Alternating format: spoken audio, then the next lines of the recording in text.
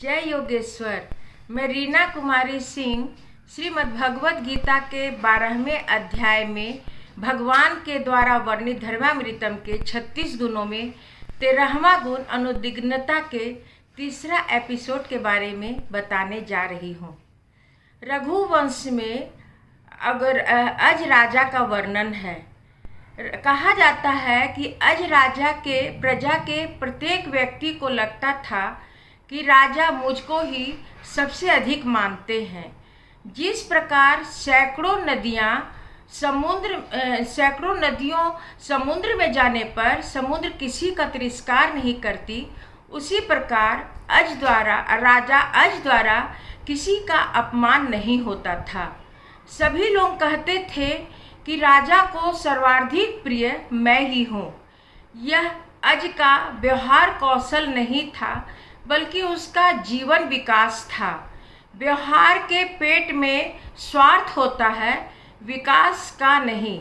कालिदास ने समुद्र का दृष्टांत देते हुए कहते हैं कि समुद्र शुद्ध, स्वच्छ, पवित्र गंगा के जल को जिस प्रकार ग्रहण करती है, उसी प्रकार गंदा नाली के पानी का भी तिरस्कार नहीं करती। अज का लोगों के प्रति नैसर्गिक प्रेम था। अध्यात्म में इसकी नितांत आवश्यकता है। भगवान उन्नत जीव को कहते हैं कि तुझको मेरी आसक्ति हुई थी, इससे तुझे विश्व की आसक्ति हुई है, और इसीलिए लोग अपने अनंत समस्याओं को लेकर तेरे पास आने लगे और तेरा प्यार व्यापक हो गया। तुझे जो पाना था वह तुम पा लिया। तुझे अब कुछ भी पाना शेष नहीं रहा। मुझे प्राप्त करने के हेतु तेरा जो अभ्यास साधना था वह पूरा हो चुका है। इस स्थिति को प्राप्त करने के पश्चात भी लोग अपनी अनंत समस्याओं को लेकर तेरे पास आएंगे और तुझे तंग करेंगे। तुझे उनकी समस्या बहुत सामान्य लगेगी और तुम उद्विग्न हो जाएगा। इसलिए मैं कहता हूँ कि मेरे लोग तेरे पास आएंगे तो तुझे उद्विग्न नहीं होना है। इसी प्रकार तेरे कारण लोगों को भी उद्विग्न नहीं होना चाहिए। तू कहेगा कि लोग मेरे कारण क्यों उद्विग्न होंगे, परंतु तुम्हारी बुद्धि इतनी विकसित हो चुकी है कि तुम्हारी विचारधारा लोगों के मस्तिष्क में नहीं उतरेगी और लोग इस कारण उद्विग्न हो जाएंगे। जिसे एक बार भगवान मिल जाते हैं, उसे पुत्र पत्नी क्यों चाहिए, इसकी क्या आवश्यकता है, ऐसा लगता है। उनकी दृष्टि में ये सब चीज़ें अति क्षुद्र लगेगी, लेकिन जगत के रहने वालों को इन सब चीज़ों की आवश्यकता है। इसलिए यह बात सत्य होने पर भी उसकी बातें लोगों के गले नहीं उतरेगी और वे उद्विग्न होने लगेंगे। हमारे ऋषि मुनि कोई भी ऐसा नहीं है जो अपनी विचारधारा से किसी को हल्का या क्षुद्र समझे हो, बल्कि इसके विपरीत वे क्षुद्र लोगों को अपनाने के लिए अपने स्तर से नीचे उतरे हैं और झुके हैं। यही कारण वे ऋषि कहलाते हैं और विश्व में दार्शनिक विचारक के रूप में उन्हें स्थान नहीं मिलता।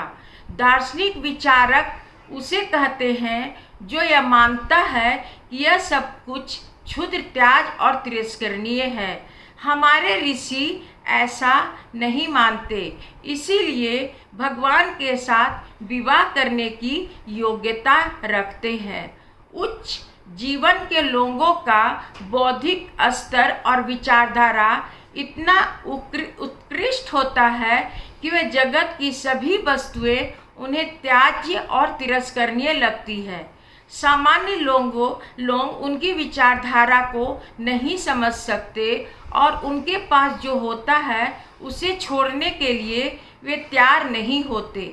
इससे उच्च जीवन के लोग उद्विग्न हो जाते हैं। इसीलिए भगवान कहते हैं, यस मानो द्विजते लोको लोकानो द्विजते चय। तो कहते हैं, भगवान कहते हैं, इसलिए जिसके जीवन बोलते हैं कि हमारे लोगों से तुम्हें उद्विग्न नहीं होना है और तुम्हें भी और तुम्हारे कारण लोगों को भी उद्विग्न नहीं होना है। उच्च जीवन के लोगों को समाज में रहने पर कुछ बंधन स्वीकारना चाहिए। जो लोग यह बंधन नहीं स्वीकारते हैं वे समाज को उद्विग्न करते हैं और भगवान उनके साथ विवाह नहीं कर सकता। इसी कारण दार्शनिक होने के बावजूद शंकराचार्य दूसरे अनेक दर्शनों का खंडन किया है। आज जीवन और तत्वज्ञान का संबंध तलाक के समान हो गया है, दोनों पृथक हो गए हैं। आज के दार्शनिक विचारक अपनी विचारधारा से उतरने के लिए तैयार नहीं हैं।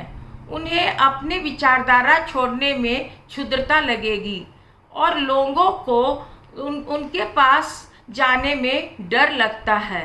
मतलब खुदा ही मिले न विशाले सनम, न इधर के रहे न उधर के रहे, अर्थात धोबी का कुत्ता, न घर का न घाट का।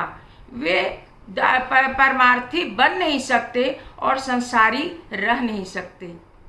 यदि यह धार्मिक धारावाहिक अच्छी लगी हो तो लाइक और सब्सक्राइब अवश्य कीजिए। धन्यवाद।